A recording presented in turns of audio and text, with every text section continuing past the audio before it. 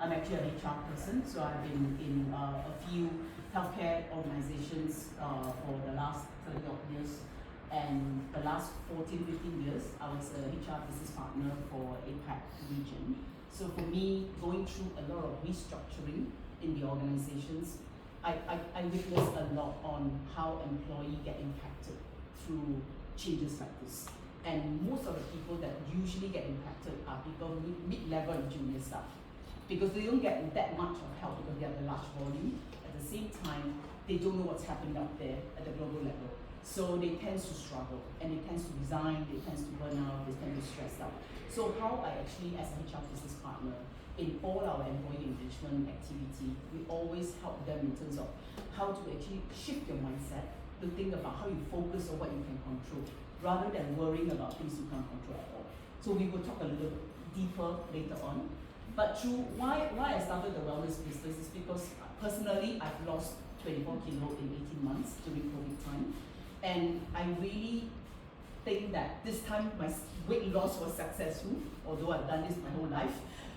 Reason being, I spent a lot of time watching videos from different weight loss doctors and dietitian, God knows what. I kind of semi-science related, although I don't know anything about science, but I want to make sure I do it right for my body, especially when we are growing older. And I'm an exercise freak. I exercise for, God knows, don't even know how many years, but I love mountain climbing, so I've been climbing since year 2000. And because of that, with the weight loss, it helps shifted my mindset and my energy level. So hence I can see the big improvement as I go along. So that's why I felt that, with that, I'm able to hopefully share this with the larger group of people as much as I can to help make a difference so that we can have a better health in long term. So with that, I'm going to introduce Dr. Yvonne to talk a little bit about herself, and then of course she will take us through the journey. Thank you, Uni. Excellent. Now, as you know, I'm Yvonne, and please call me Yvonne. The doctor is largely irrelevant unless you want to talk about pacing strategies, you want to talk about thermoregulation, and possibly if you want to talk about aging, then maybe, okay, the doctor could come into it. But please, Yvonne will do. So this is me. We have a website, and if you want to find out more about the postings that I do occasionally on LinkedIn, that's the LinkedIn link. And this photo was taken maybe 2 weeks ago. We were traveling, and this is my exercise goal for myself. So Winnie just shared with you her transformation journey, and unfortunately, I actually don't have a transformation journey. And the reason for it is we grew up, we were very lucky, my brother and I, we grew up in the Marine Parade. So we're one of those clowns, right? Now, every day we go to the beach, we play. And then when I reached the teenage years, I could go by myself and I would cycle or rollerblade to my friend's house down the road. So East Coast Park was my home ground. So I've always been active, and I guess very luckily, it's also become my profession. And I know that a lot of people, and we will have many examples of people who are in professions that don't suit them, but here I am, right up my alley. So having said that, I do like exercise, but it is also not my life. I like to do a lot of other things. So my aim in life is to do a lot of other things, as well as, and actually to stay healthy enough to do other things for many, many years to come. So this is actually one of my goals. And the goal is actually to be able to carry 3 bags and run through the airport so that I don't miss the flight. But of course, other people have loftier goals, right? So I don't know if you can make a guess as to who this is. But yeah, some people, when they get older, they might kind of have a little bit of FOMO happening. So everything also they want to do. Then never mind, must compete, right? But yes, that's Chris, my dear husband back there. And he is 74 years young. One walking, talking example of all the work done with me in the last 14 years. Nice to meet you. So this is actually 2 weeks ago, mountain biking overseas. And this was in Nepal last year where he won. And actually, you know, winning, losing, it's a race, it's not a race. Actually, it's not very fair competition because in his age category, there was just no one else to take second and third.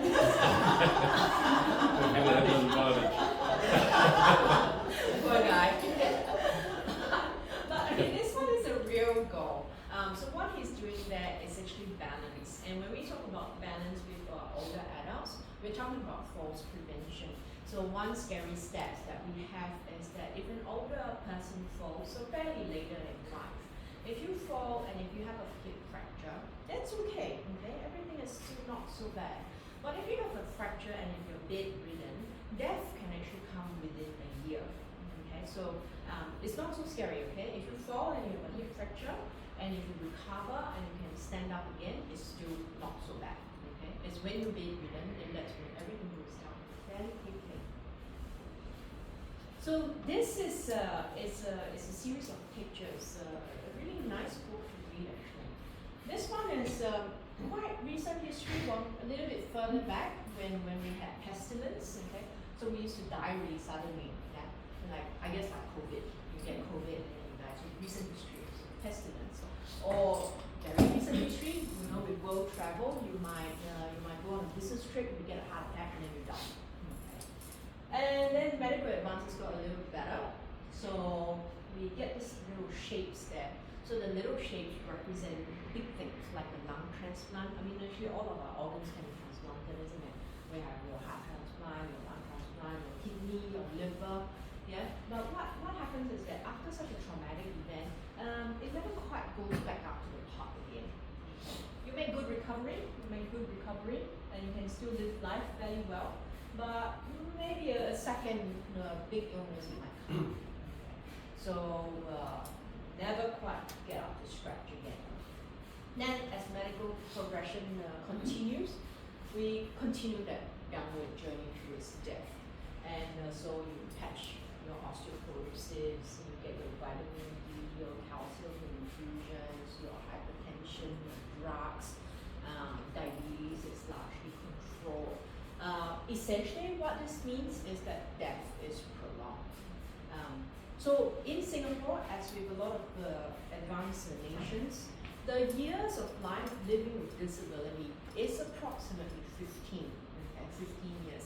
And if you see the last time I got a cold and got a flu, I just want someone to just take me into the backyard, okay, just shoot me, and then I'd rather die. Okay? I'm the worst sick person. So whenever I think of that, whenever I have a cold or a flu, which is not often, thankfully, I always think, oh no, what will happen if I actually really get ill, right? I'm going to be the worst patient. And yeah, but I guess that's that whole acceptance thing as well, but that's another topic. So 15 years of life with disability, and the worst part, right, is that 6 to 7 of it is with severe disability.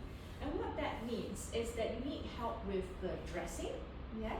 You need help with mobility, so moving around, and you need help with the communication. So you probably cannot talk to frustrating government officials to enforce your rights. You cannot move around easily. Yeah? Okay, so my goal, aside from carrying my bags, is to shorten that 15 years, shorten that 6 years. And hopefully I will die really quickly. And this number is really not our choice, is it? We can die really quickly at 55. We can also die really quickly at 95 or 105. But the important thing is to be in good health. So one frequent question that we sometimes ask is, if you want, would you like to live to 85? Yeah? Yeah? Put up your hand if you want to live to 85. Only if I can move around. Exactly, yeah. So most people would say, yes, we want to live to 85. So it's very common for all of us to live to 85. And then the next question is, okay, so would you like to live to 105? Then less people like, yeah, I've seen a couple of like 195, like not so great. I think I can get everything done by the time I'm 90. I think that will stop there. And then you ask an impossible question, right? 135. And then there will still be a couple of brave souls, right? Although it's not possible now. But actually, Winnie's got the answer there. I'll be happy to live to 135 if I can do everything that I can still do today. So, and yeah, some of us would like to do that. Maybe some of us might not want to do that. What would you do? Like learn how to cross stitch or something. Okay.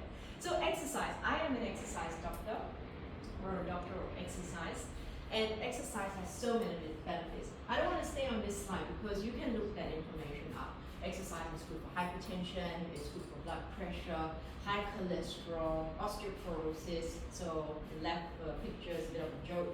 If exercise were a pill, everyone would take it. And the right picture, there's so many out there as well, the effects of exercise, how exercise has a positive effect on our body, on our hormones, etc., muscles. And exercise is one of the few things, actually I would even go out on a limb and say it's the only thing that has so many positive effects. Okay, so you can take drugs and they can be very effective, but it tends to be for only one objective. And of course, with drugs, you would get the side effect. Whereas with exercise, poly pill can take multiple good benefits and typically no side effects. Chris and I are mountain bikers, so a really bad side effect of mountain biking is wrapping yourself around a tree or taking a bad fall. Yeah, not great, but it's a risk. So, the way that we work, and earlier I had a chat with these two in front here, and we were talking about exercise and my agenda with this group and with people that I meet. My objective is actually to get you to understand it enough so that you can go on to make changes. And by which I mean, if you are in the market for a personal trainer, then please get a personal trainer. I know people who cannot do without personal trainers. But where I come in with a personal trainer is that I want you to know enough so that you can hire and fire your personal trainer. Okay, don't go for a 20 session and then have to drag yourself through 20 sessions. Yeah, my personal trainer. Okay, Andy, what do you mean? Okay, so Andy, listen carefully, okay, and make sure that whatever I say today, everyone's going to be keeping you on that checklist. So yes, there are good personal trainers and there are bad personal trainers. It used to be that personal training is a model where they want to keep you in the dark as long as possible, so you keep signing for packages again and again. But if you know just enough, you can say that after 2 or 3 sessions, I don't think this person really knows what they're talking about it. And then look for another personal trainer. You'll always find a good one eventually. Incidentally, that's probably true of doctors as well. And medical doctors, doctors care, and some doctors probably didn't want to go to med school. And we also have people who like going to group exercise. Okay, group exercise is great. It has a big social component, so that's great. Also, same thing. What I would want you to know is that when you go to a group exercise, why are you doing what you're doing? It makes the exercise more effective.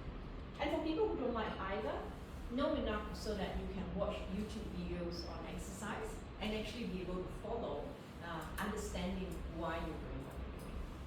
So always an assessment, followed by education, so transfer of knowledge, and then a little of practice, or rather theory and practice to consolidate the information, and that's what I do. So this is my mind map of strength training, or getting stronger. Actually now Andy's like, I don't know whether it features right. Okay, it's very messy because a little bit like my mind also, right? Let's start in the middle, okay? Actually, let's start with a really simple exercise. And that is actually tied to one of this point here, the last point here, hold your breath. So whenever we strength train, we don't want to hold your breath. Holding your breath actually drives the blood pressure up.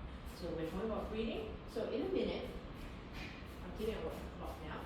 So I want you to breathe and count the number of breaths you take.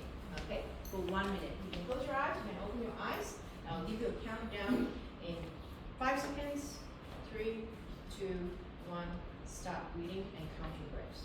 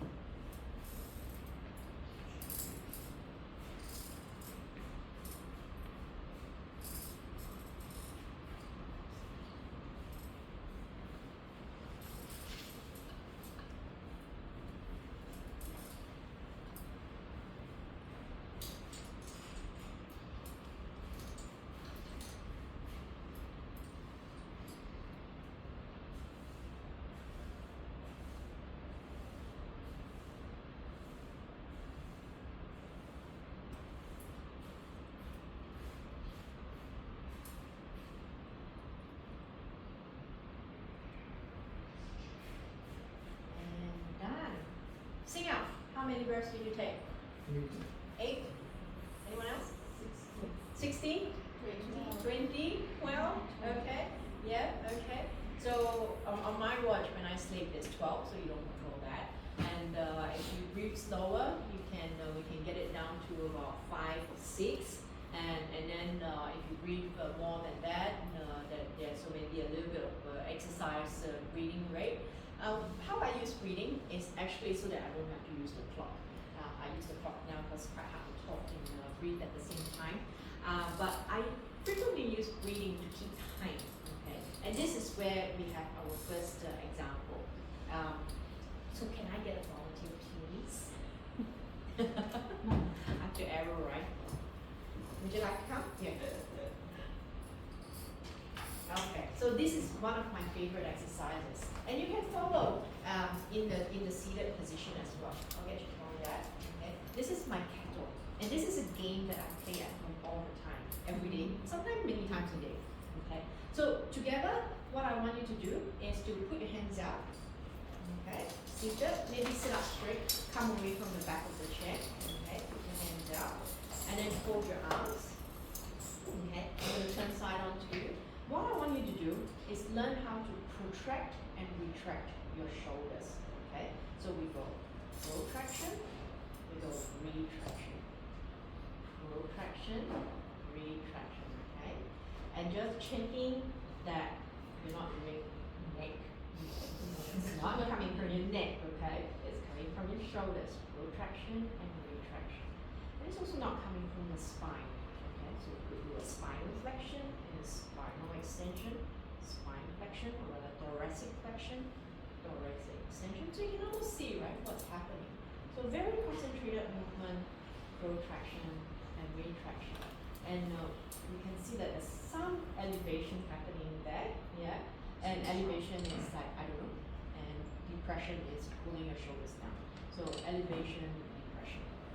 So we don't want to do elevation, depression, we want protraction and retraction. And always find just a midpoint. Find a midpoint. So protraction, retraction, and find a midpoint, and hold that kettle up. Okay. So whenever I feel the kettle, and you can put your arms down, and what you can do now is practice your breathing. Okay. So practice your breathing, and let me know when a minute is up. So typically, that's the amount of time that the kettle takes to fill. So 6 to 5. So protraction, retraction done. Really nice shoulder. Probably a little bit protracted there. Try to retract a little bit. And holding the arms up, you're holding it under the tap. How many seconds have gone by? A couple of seconds. Yeah, maybe about 20 seconds, 30 seconds. Getting a little bit tired. Wondering when this is all going to be over. Doing really well. So actually what this is happening, what's happening here, it doesn't look like a big effort, right? Especially when I'm not the one holding the kettle.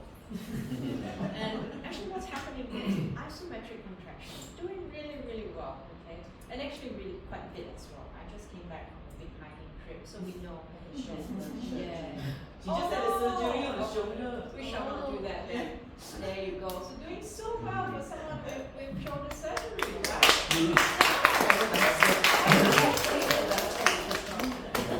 How was that? Good. So shoulder okay? Yep. Yeah. Okay. So your shoulder surgery was very successful. Very good. So that was probably just shy of a minute. Okay. And that is the principal isometric contraction. Okay. Help that kettle there for a whole minute. Nothing's moving, but there was an effort. Okay. And it is a decent effort. So actually what I want now is maybe someone else to come back up. Oh my God. I don't have the lid, so we'll be a little bit careful. Okay. So we did isometric contraction. Now we want to do concentric and eccentric contraction. Okay. So we'll breathe down as low as we can, and then bring it up as high as we can. Yeah, that's it. Okay. That's 2. So So this is what's known as repetitions. Keep going. We'll go for 15. Okay. And clearly you're familiar with the exercise. Check the feet placement. And maybe what I'll get you to do is also check the contraction and retraction while you're there. Just checking to see if you can move the shoulders as well. Know where your shoulders are. Good. Now that's probably about 4 reps, 5 reps. Let's keep going to 15. A really good form, and what we're looking for is not leaning back. Okay? Some people want to lean back so that you still get the weight there, but actually it's done by compensating. Okay? A really, really nice form, really controlled. Hopefully breathing as well. So it's only 2 kilos, and it's not too heavy, probably a bit light for you, but that's okay. Usually what I call it is it's a warm-up set. Just getting your body used to the movement, and then go and pick up a heavier weight, and depending on what you're training for, you can call it another set. Okay, so how many is that? Let's go. Yeah. Okay. So no counting because at this weight you can probably go on forever and ever. I would peg it at you could probably do 50, 80, 100 repetitions. And we actually don't want to do that. Thank you so much. Sure. Okay. We actually don't want to do that. Okay. So we want to pick weights that actually are aligned to our objectives. So earlier, isometric training, when we just hold something there, we typically hold it for maybe a minute, 2 minutes. We don't want to be there all day as well. We all have other things to do, right? So why would you want to do 100 reps? Why would you want to hold a plank for 10 minutes? If you can hold a plank for 10 minutes, it's time to do another exercise that is actually harder. And we want to just wrap up that sets and reps. So sets and reps are actually sets over there. And repetitions are right at the top there. Okay. So repetitions is how many times you can do something. Sets is when you finish 10 repetitions, you call it a set, and then you rest, and then you go on to do another set. Okay. The trick here is actually to pick the weight, okay, and what it feels like, and that really requires a more practical exercise than what we can do here today. I think just to wrap up here, and we are what we just did, the both exercises, isometric, concentric contractions, and eccentric contractions. So concentric contractions was bringing it up, eccentric was lowering the weight, and that's why going downstairs, climbing down a mountain can sometimes feel worse than climbing up. There are different types of contractions. So what the exercise that we did was targeting the front of your shoulder, very small muscle group. Okay. Important muscle group because you need to dry your hair, and you need to put stuff overhead in the cabinets. Okay. I've gone into people's houses where they use nothing on the top because they cannot lift heavy things overhead anymore. So when we talk about exercises, Let me do that. when we talk about exercises, so good that it's not there because the answers will be there. So pat on your body, where do you think the major muscle groups are? Show me. We've got shoulders. Okay, we've got legs. Yeah. Yeah. We've got back. Yeah. Yeah, we've got core. Yeah. Yeah, pretty much hit most of it, right? Okay. Chest, shoulders, back, upper back, lower back, core, legs, maybe quads versus hams, okay, but that's where you do a bit of an anatomy situation. And then we've got your lower legs as well. Okay, fantastic. Okay, so you got a pretty good handle on it. And now before I go into this, now you've seen your balance. So one school of thought, right, is that strength is the most important feature of the human body, and the most important facet of fitness. And I sometimes lean that way because if you cannot get out of your chair, then you cannot go and work on your heart and lungs, right? Your cardiovascular fitness. And then there's a step between that. If you can get out of your chair, if you're strong enough to stand, then you actually want to build balance so that you don't fall over. If you have to help someone out of the chair and you have to hang on to them so that you don't fall over, then you might want to question whether it's a good idea to actually go for a walk, because the risk of falls is then actually increased. Okay, so first of all, we want to work on strength. Okay, it's a school of thought. We want to work on strength, then we want to work on balance, and then we want to work on we don't have too much time left, but this slide is a little bit more for the performance oriented. If we go along the lines of function and frailty in older adults, so there is a measure, it's called VO2 max, and it's over here, just so that you know. It just means the volume of oxygen that you consume and use. There is actually a lower limit when we need that lower limit to just function, okay, and also to do that daily activity, to do daily life. So that's why if your lung function becomes so low, and that is from illness, okay, maybe compromised heart or compromised lung function, then you can't use the oxygen that you breathe in enough to use it, then you'll find cannot climb stairs anymore, cannot walk far enough to go to the shops or the coffee shop. And then that's one way we can think about fitness or rather living. This picture is kind of more related to performance, and but also it is applicable to day-to-day life in daily humans, because we have all those fuel sources as humans, and it doesn't change. So what this graph essentially means is that the harder you exercise to your maximum capacity, the more muscle glycogen you use. Okay? And what it means is that the ratio changes as the exercise intensity changes. So at lower intensities, or 50 to 60%, but this might be relevant, this might be of interest to some of you, if we're talking about fat loss. Okay, so we're talking about fat loss, then you can see that there's this big space there where fat is used as a fuel. Okay.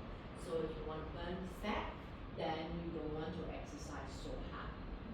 But you also don't want to exercise so low, because then it's very inefficient.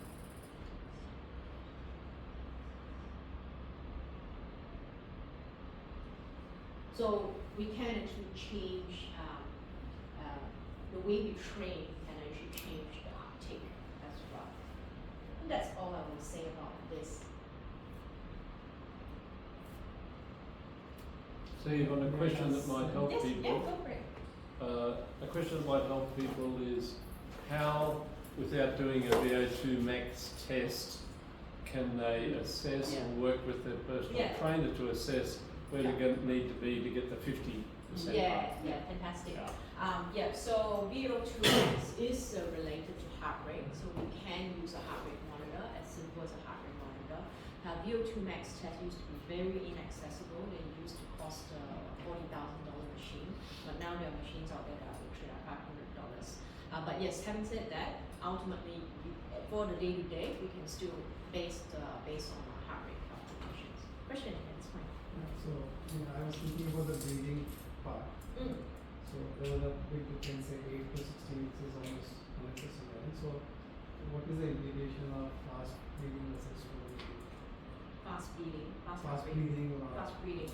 Yeah, okay. So your breathing can control it as well. So it will come, when we run the VO2 max test, it will come to a point, right, where the people are breathing so quickly that you intake you take a deep breath in, and then you expel it without extracting the oxygen.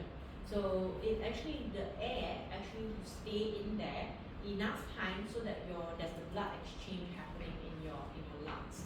So yeah, so it will come to a point where you breathe in atmospheric oxygen 21%, right? And then you breathe out also 21%. So ideally, what we want it to be is you breathe in 21%, and then you breathe out it's like 16% or 18%. It means that you're actually using the oxygen. Okay. So the way that we do this is, if you want to, the checklist, that's the checklist that I use. There's a green level, the beginner level, the yellow level, and the red level. So it's very systematic because exercise principles don't change, and they actually don't change for a lot of the population. Okay? So key principles are principles, and essentially it's a checklist to tick off one by one so that you know in your head what you need to do. So whenever we go, you did the body parts. You already know one of the points, right? When you do a strength training session, typically, if you're not 100% focused on strength training because we have other things to do, you would hit the whole body in one session. If you talk to Andy later on, for bodybuilders, sometimes they would exercise just 1 to 2 body parts per session. But then they might also do 12 strength sessions a week, whereas the current recommendations for general population is 2 to 3 times a week. Okay, so there are different ways to organize it. Okay, I'm going to switch tack now. We are going to nutrition, and this is my sole slide for nutrition. And we are all actually Just to summarize Yeah. that part on exercise, because you and I, we had the conversations about, what are the 3 main things that people should focus on, right? yeah. And through my own coaching experience, typically, or rather men versus women as well, the mentality is a little different. Yeah. It tends to focus on cardio rather than strength. Yeah. And of course, through what you just explained, strength is obviously very important. So if we were to just break it down from strength, core, and cardio, what should we do? In terms of, so from the heart, right? That we talk Yeah. about the heart Yeah. rates and all. So typically people go for running, Yeah. cycling. That's the most common thing. Okay. And then going to the gym becomes harder because you need discipline to get to the gym Yeah. and do the weights is a task by itself because Yeah. as you carry heavier, it takes a lot of strain on your body. Yeah. So how do we convince that this is all equally important and what are the priority that people need to look into? Okay, so I think motivation needs to come from within. Okay, and actually across the facets of fitness, there's really no one better than the other. I mean, I do stand for like strength is important, and my message is always about strength because we need to write. A lot of us don't do enough strength training, and we're still coming out of that men strength train and then women do cardio. It's like as if women don't have muscles, you know. Whether you're 5 years old or 80 years old, we all have muscles and we all need to work them. So with cardio, in terms of cardio options abound. Yeah. So whatever you're comfortable doing, walking fast, walking uphill, running, rowing, swimming, cycling. If you play a sport, fantastic. Okay, a lot of sports actually have some elements of strength training in it as well. So start to. I hope what I've spoken about in the last 15 minutes will get you to think that actually there's one big part that's missing, and maybe I should think about what are my options for getting that goal. Yeah. More for later. Okay. Yes. And yes, I would. If you really want to start strength training, I would say yes. Please start training, and if you are not already doing so, yes, please do so. And if you're already doing so, let's talk about progression. Okay, in the last 10-12 minutes that I have, I'm actually going to take you to the back of the room about public service announcement. If you want information about nutrition, healthhub.sg actually has quite good information. There are a lot of, again, information abounds out there. Even AI will give you a lot of information, but the pictures in Health Hub are not that bad. And straight away, you can see on this screen grab that we need to talk about macronutrients, which are your carbohydrates, protein, and fat. Okay. So that's why the fashionable term now of what your macros, that's where it's derived from. Okay. So macronutrients, easy way to think about it is that you can actually see them, and we're going to see a real life example now. And then we can also talk about micronutrients. And here we can see, sodium is a micronutrient. Okay, so cannot see. So your vitamin A, B, C, D, E, K. Okay, vitamins and minerals are macronutrients. Fiber is a bit of a macronutrient. Okay, so in terms of nutrition, that's pretty much one-on-one. The first lecture slide that you go to would be food is made out of macronutrients and micronutrients. So I'm not the biggest fan of calculating, and what I'm going to take you through in terms of related to strength training is the flip side. So protein. So in the next 10 minutes, we pretty much really want to talk about protein. And I think before we go over there, I think the other thing I would talk about and related to protein, and the other key point is protein, and the other key point is volume or weight. Okay, so this is related to eating both too much and eating not enough. Okay, so let's go over there and I'll do a demonstration and you can feel free to play with it as well. So try to make yourself comfortable. I know it's a little bit squeezy, so maybe we can move this table over there. And then just come around over there if you can, and come around on both sides of the table. Yep, shift over. Oh yes, yes, thank you. Yeah, so if half of you can shift over there, and I'll get this table a little bit up. Okay, so just crowd around, and let me see. So come closer, don't be shy, I don't bite. Mostly. Okay, so what I want to show you is something that I've always said, and thank you for being my guinea pigs. This is the first time I'm running this activity.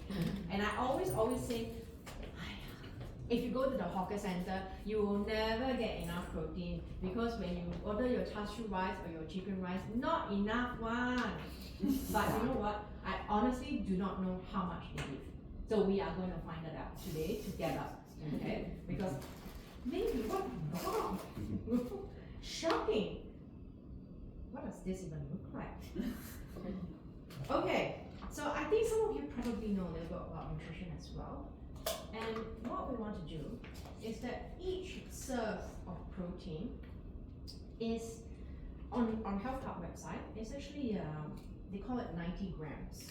And let's see what it is, okay?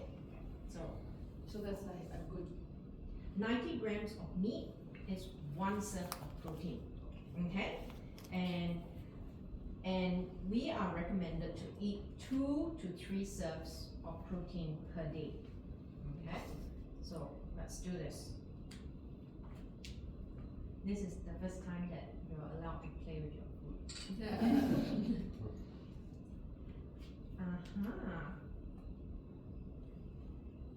Okay, here we go. This is a very important area you're addressing. You're always confused on this, the portion size and how much you're actually getting. Okay, there you go, that's gravy, right? Okay, maybe that little sliver there. Okay, so 60 grams, okay? 60 grams of protein. So we are essentially, come go for it, okay? So essentially, if you ate this for one of your meals, you would be 30% short of your protein requirement for that particular meal, okay? So feel free to go ahead and play with the mee siam, okay, later at Q&A or we'll break up or whatever. And yeah, so when we talk about the protein, so 60 grams, isn't that interesting? Yeah, 30% short. So older adults, recommendation is 3 serves of protein. Okay. Another serve of protein is actually 3 eggs. But when you go to the coffee shop for your eggs and toast in the morning, it's very unlikely you would ask for 3 eggs. So my eggs are a little bit bigger. These are 60 grams rather than 50 grams. So HPB actually recommends 3 50-gram eggs. So unless you consistently ask for 3 eggs at breakfast, then you are also going to be 30% short on breakfast. Well, assuming that we eat breakfast, lunch, dinner. So I'll just open this. I won't play with this museum. Question. Yeah. So, sports exercise doctors such as you and the GPs. Yeah. There's a different school of thought on eggs. Yeah. Cholesterol. Yeah. So eggs are actually very nutritious, and for the normal population, there would be nothing wrong with eating eggs. Yeah. When you start eating too many eggs, like your 10 eggs a day, that kind, then you start to get into trouble over a period of time as well. Actually, I did that to myself. So I ate so many eggs for a period of time because they were cheap and easy. Obviously needed to learn some cooking techniques. I ended up with a rash that took years to get rid of. Yeah, Chris had to live through that, poor guy. Things he put up with. So if you look at this, it's actually meal roast. And I think the meat is pretty much here, right? Tau Hua, tempeh, or something. So someone can do that later. So let's just say lesser, no? I think yeah, it it's would be probably lesser, Yeah. isn't it? So here you have essentially your breakfast, your lunch, and dinner, and you can see that it probably crosses. It would maybe get to that 2 serves, okay, if you combine all of them, but it definitely doesn't go anywhere near your 3 serves. Yeah. So when you go to the hawker or the coffee shop to eat, essentially every time you order something, you must add meat. Yeah. And that would essentially make every meal. So this is double $4. This is $4. This is also $4. Every meal that you eat at a hawker, I would expect that you need to pay about $8 to $10 in order to get the right amount of protein. So last message that I have is that our protein is actually counted, just so that there's no confusion. Protein is actually recommended as, let's just say, approximately 1 gram per body weight. Okay, so that means that if you are 70 kilos, you need to eat. Brain fart moment. Who can do the calculation? Yeah, isn't it? Yeah, 70 grams of protein, right? Yeah. So you need 70 grams of protein, but that is just the protein, okay? So even though this weighs 60 grams, this is not all protein. So out of the 60 grams, maybe there will be 20 grams of protein in it, okay? But we don't go around calculating protein, right? Because you don't need to do that. You just need to know that, oh, this gives me 20 grams of protein. This gives me 3 eggs, maybe give me 50 grams of protein. And then we have milkshakes sometimes, okay, your milk protein shakes, they will actually have a big label that says 30 grams of protein. So maybe if you're in a rush and then you have to eat this, then the best you can do for that day so that you don't end up with a long-term protein deficit is just go and get a 500 ml of protein shake and then down that, and then you have your 30 grams of protein. And then this one says that this is 1 serve of nuts, and it says that it's got 45 grams is 1 serve, and protein is 10 grams. Okay, so nuts are also quite dangerous because they got fat. Okay, but we'll leave that conversation for another day. So feel free to come back here. I think I'll pass the time over to Winnie, or do you want a bit of a Q&A at this moment? Yeah, feel free to ask any question. I think I have one question, Yeah. just to clarify, because when you say, everybody has to take that amount of protein a day, right? Yeah. So some people, Yeah. because they're rushing, they Yeah. might do protein in one sitting Yeah. rather than spread across the day. So which is right? Oh, let me see. I would say that if I had to make a decision now, I would say that it would be better for you to eat it than not eat it. Although the absorption might not be as good as spacing it out through the day. We also know that protein intake or uptake is the best post-exercise. So typically when we train, we would want to have carbohydrates before training to give us the sugars to exercise, to the energy. And then post-training, we want to have the protein snack so that you can start the muscle repair. Challenge in Singapore, and actually not just Singapore, everywhere, is that protein snacks are quite difficult to find. Unless you're going to carry your boiled egg around. I mean, milkshakes are pretty gross after a while. You want to carry a little bit of tempeh in your pocket. Yeah, it's tough. And even tau huay, how much tau huay can you eat, right? So yes, know all your sources of protein and then play around with them. And then of course, some of you who are probably vegetarians. So that's another challenge. So make sure that you have the right protein sources. So Yeah. bean curd is a good source. Soybean? Curd, yeah. Bean curd, yeah, Like, bean curd. the Soybean, tau natural huay. bean curd. Yeah, no sugar No version sugar, maybe. Yeah. like a boring one. Is there such thing as protein overdose? Protein overdose. What that could lead to, at least in creatine, creatine is a good source of protein. you can end up with a bit of liver and kidney function issues. Yeah, but again, that takes time, that takes volume and time. Actually, to start with, it's difficult to even overdose Yeah. because we are eating under, right? So for me, I mean, I'm probably the bad example. I overeat it sometimes, so I have to control. I have portion control now for my protein intake. So, but because I have large volume exercise as well, so that's why we need the protein. So I think it's all about lifestyles as well, to make sure that you eat it moderately. Yeah. So I cannot remember the protein recommendations. We worked with 1 gram per body weight earlier. It runs from 0.8 to 1.3, Yes. maybe 1.2, 1.3. I mean, the minimum is Yeah. 0.8. That's what I. Depends. Expenditure, your Correct. exercise volume. Like can Yeah. go up to as much as 1.2, 1.3, Yes. Yeah. maybe somewhere Yeah. there. So you can see it's a huge disparity, right? 30% disparity. So protein recommendations are anywhere from 0.8 of body weight to 1.2 of body weight. So it's a big range, and that is dependent on what activity you do. And then of course, we go back to that protein number of protein serves.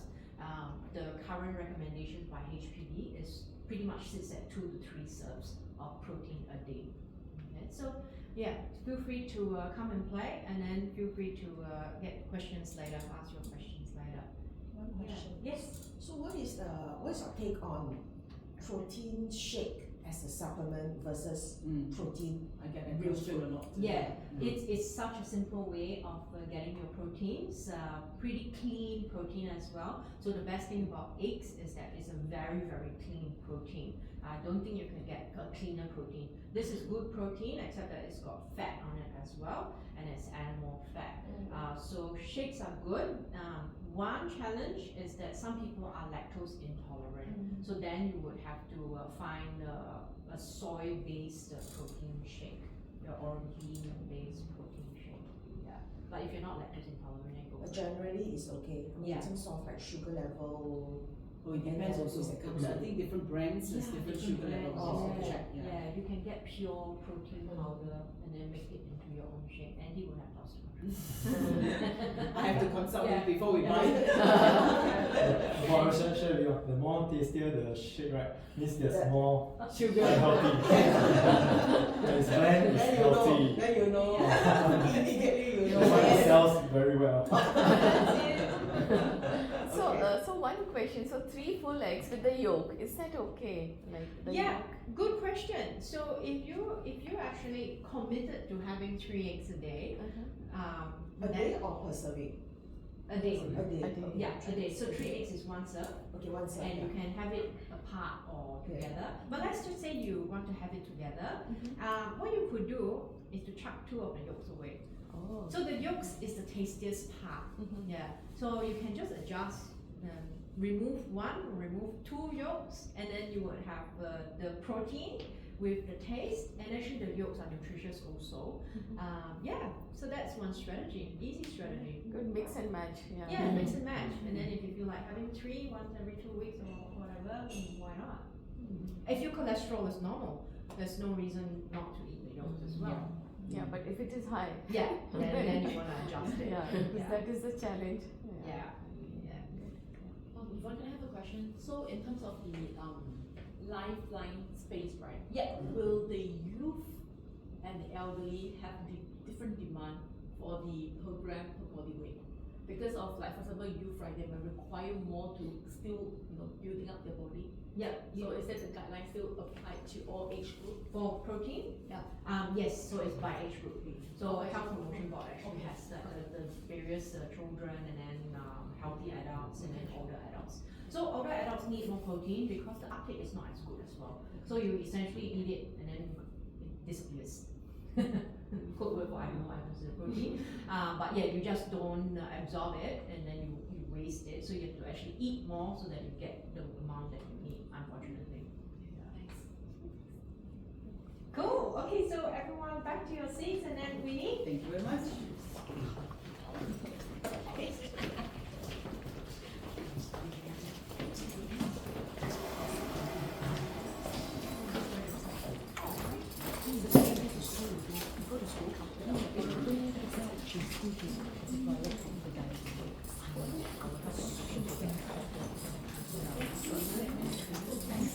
The picture reminds me again. Someone's bringing it so later when you're stare hard at this picture.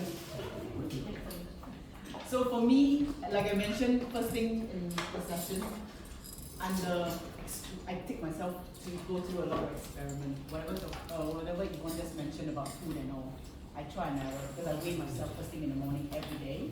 So I know how much I would likely to weigh whatever I ate last night. So it's kind of predictable, to be honest. I've done this about close to about 2 months now. So it's quite pretty much, I know the trend. So I know what I need to do to make sure that I eat properly, so to speak. So I'm the kind of person that goes to the hawker center when I will ask to, like I take fish bihun soup for example, I will say, can you give me extra vegetable and extra fish? So that I get both, that nutrients that I need, then probably ask for less bihun.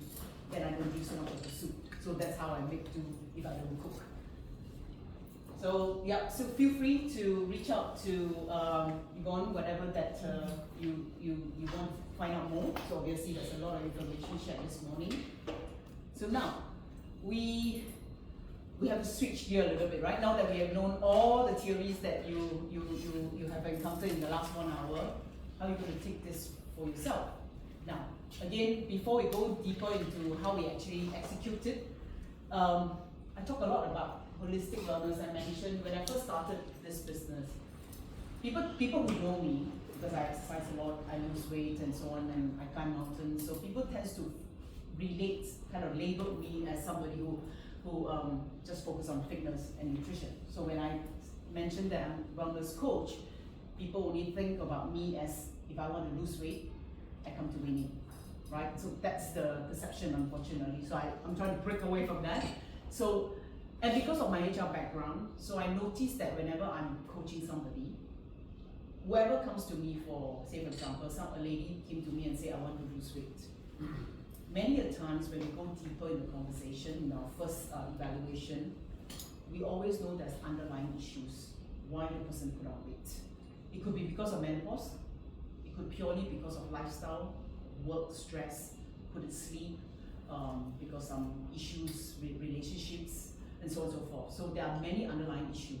So most of the time, when I'm through the coaching journey, I literally focus more on coaching the stress, the relationship building, the mindset shift, before we even talk about the actual things that we want to do in terms of losing weight. Because when that is fixed, naturally everything comes very quickly because the motivation is built up, the self-confidence is built. So, but we all know holistic wellness encompasses many things, right? Not just the chronic diseases as we mentioned, but eating well, quality of life, you get your energy, your mobility.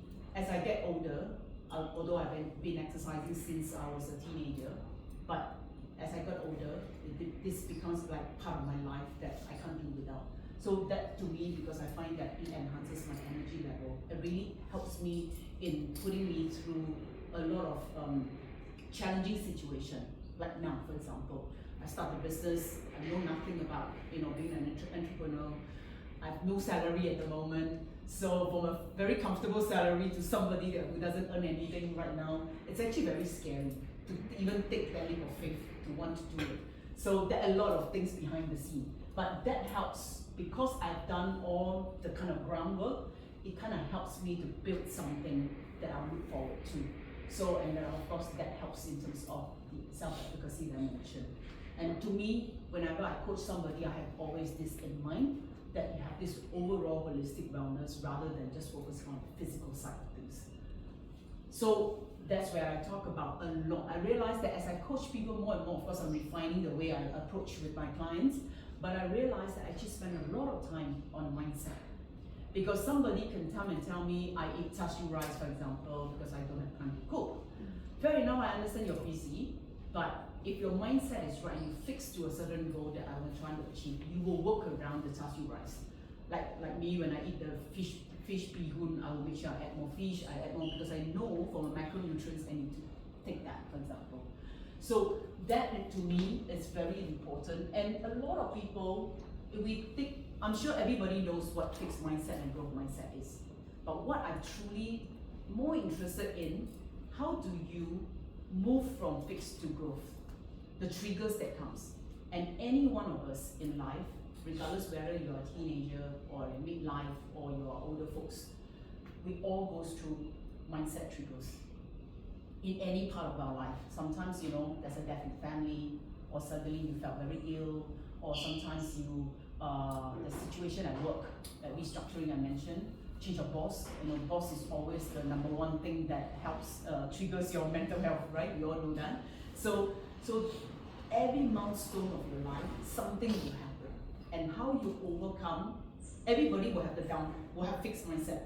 How you actually go down and how you pick yourself up quickly is what we want to focus on. Not so much of dwelling and start spiral downwards. And a lot is to do with blind spot, limiting belief, upbringing. And you would think that, oh, because I'm brought up that way, my parents have, you know, give me these cues and how I should live my life, and I should shape myself in to a certain extent. And I've never tried. I've clients that I've coached, and I've asked very simple questions, to be honest. And in his early 40s of years, he said, no one ever asked me this question. It was really an awakening, and he was there for like 10 minutes on pause, didn't know how to answer my question. It's a very simple question. What would you like to do? That a hobby that you want to do, but you've never ever tried on. He stared at me blankly for 10 minutes. We went on silent for a while, and until today, after a few sessions, he still couldn't tell me an answer. So, and that's how struggle some people could, because they keep going round and round and round the life, and they evolve around maybe a child, for example. But they evolve something and keep doing the same thing because it's comfortable. So mindset, the moment you shift, the power of mindset shift does make a huge difference in it. So I have a good friend of mine recently challenged me, why people would hire a wellness coach? What do you think? Why would people hire a wellness coach? I'm sure all mature adults will know what they need to do in life. Anybody have a 2 cents of why do you think somebody will need a wellness coach? Why? Bringing some discipline. And why do you think that we can't have discipline ourselves? We are kind to ourselves. That is true. That is true. Some company in the gym. Yeah, they're supporting the accountability partner, right? And sometimes it's either they don't have kind of support system at home or direct network. I do have come across clients that the husband is always not in town, and she has to struggle with the young child on her own for a few months by herself, and they don't have many friends, not sociable, and they're stuck. They constantly go through the same cycle. Or they could be, why they are not disciplined, they could be because having to have self-discipline takes a lot of conscious effort, a lot of brain power to really say, I want to do this different. Like we take strength training, for example. Many women that I talk to, close friends or clients, strength training is almost unthinkable to them. Because they always have this mindset when they look at TV, people who carry 50 kilo of weights, the big bulging, I don't want to look like that. But I told them, look, as a woman, it's very difficult to look like that. Even if you want to, it takes far more than that to do that. So the change of mindset, having to give them some self-awareness, some resources to make them think differently because of limiting belief, the fixed mindset, it tends to decide how their journey should shape. But then when you somebody who actually tell them something different, you'll be surprised. There's a lot of things for them to think through. In 1 or 2 sessions, I've seen people shifted their mindset very quickly. And I didn't do anything any different. All I asked is just 1, 2, 3 very simple questions for them to think about. So mindset, never underestimate. This is the most powerful start of tools to shift what you need to do. Then, this is why the mindset doesn't shift, because we overthink all the time. And most of the time, how many, show of hands, whenever we are in a situation that we are not comfortable, which circle do you usually go into? Do you go into the circle of concern, the influence, or the area that you control? if you just have a quick read. Concern. Hey? Concerns. Concerns, right? Mostly. Mostly, yes, you're right. And why is that? Primarily because we think the two things come to mind. One, we think more emotionally, not logically. The second one is recency. Wonderful. And one of the other things that I also do is I do a personality assessment of all my clients before I even start the coaching. Because different personality has different way of managing their overthinking. And how fast they overcome it. Overthinking is normal. I mean, if you don't think and plan, then something is not right either as well, right? So, but overthinking is alright. However, how long you stay in the overthinking, that's the important part. I've come across people that are close to when they overthink their whole life. Everything they want to do, they take a long time to decide whether or not. They will always sit on the fence and they couldn't move forward. And why is that? Most of the time is fear. A lot of time is fear, insecure, self-esteem, you know, and with a bit of guidance, and what Faye you just mentioned about the accountability partner, once you're able to have a bit of guidance, these people sometimes can share. And personality makes a big difference. I'm sure you would agree. If somebody who are introvert who think everything to themselves and they don't share, you will never know why they overthink unless they are open to trust and they're willing to talk about. Extroverts sometimes can also be dangerous. You think that they share everything. Chances are they overdo it. So you can either be limiting, not seeing your potential, or you overuse your strength. When you overuse your strength, it becomes a negative. So then how you find the balance? That's where we do the control. How we help people to come back and say, look, circle of concern. I take the global restructuring as an example. Junior staff will come to me and say, yeah, but you know, my boss didn't give me an update. These things are changing. What if I lose my job? I say, yeah, but by the time it comes to you, it's going to take years. I mean, I joined the company 7.5 years ago. I became a regional HR business partner 4 years ago. And I started the journey with the restructuring in my new job, in that last role. And after I left, the company is still restructuring. So what does tell you? Because inefficiency is one. Second is for junior staff, it doesn't even impact them after 5 years. So then why are you scaring yourself? So rather than you focus on what you can control, what you can influence, then when the restructuring happens, you know how to deal with it because you're more balanced. So the self-care is always missing.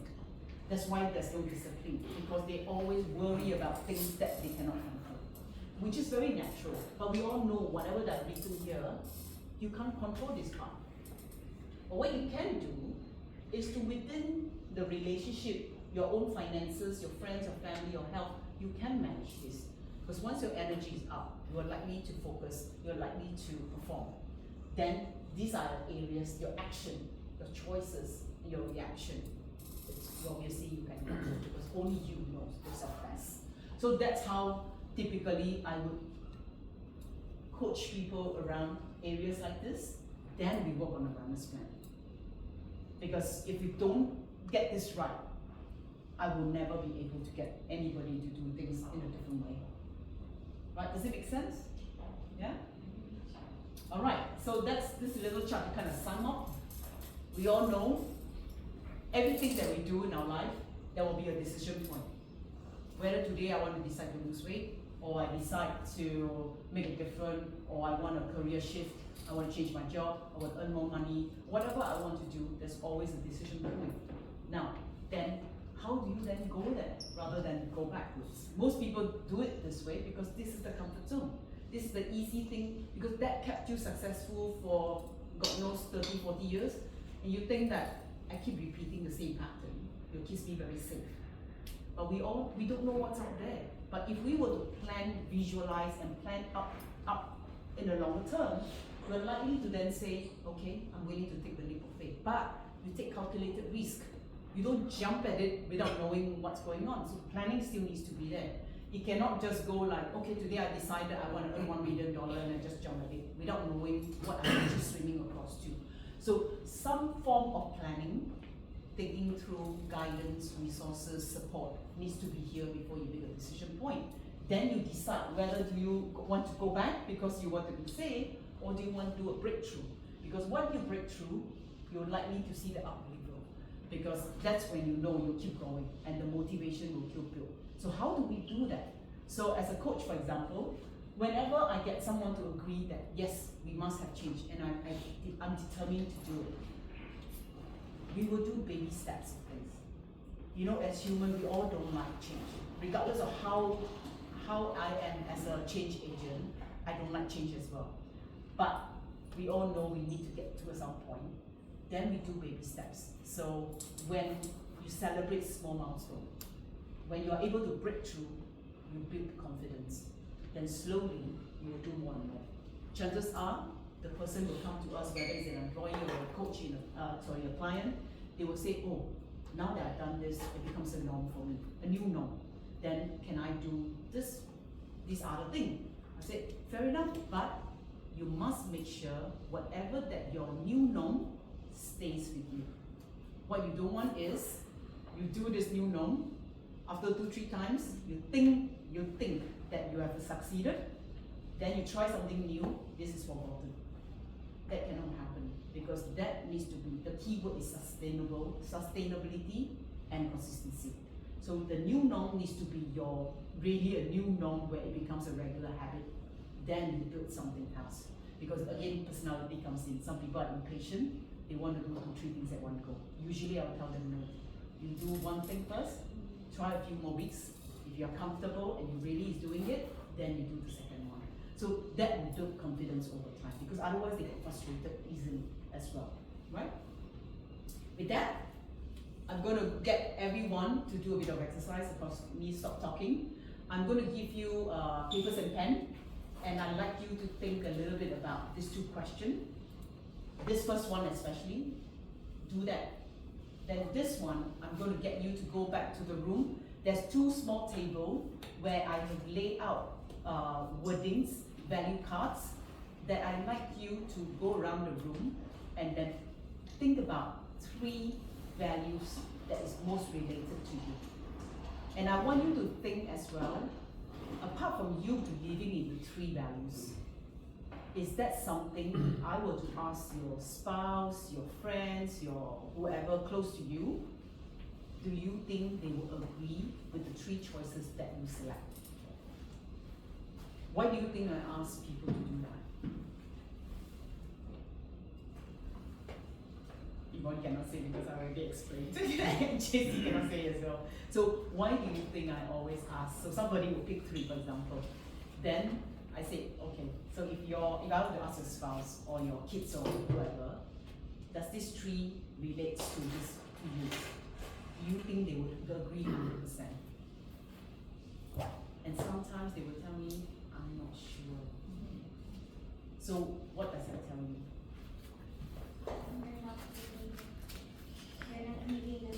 Exactly. So that means you are not truly demonstrating it, even though you personally believed in it. So that's something is stopping you from moving and shining. So that is a very important and the most powerful, in fact, when I was coaching people, I realized this one really gets to people. And some people get into tears because they didn't never ever realize that this value is rooted in me, but nobody knows.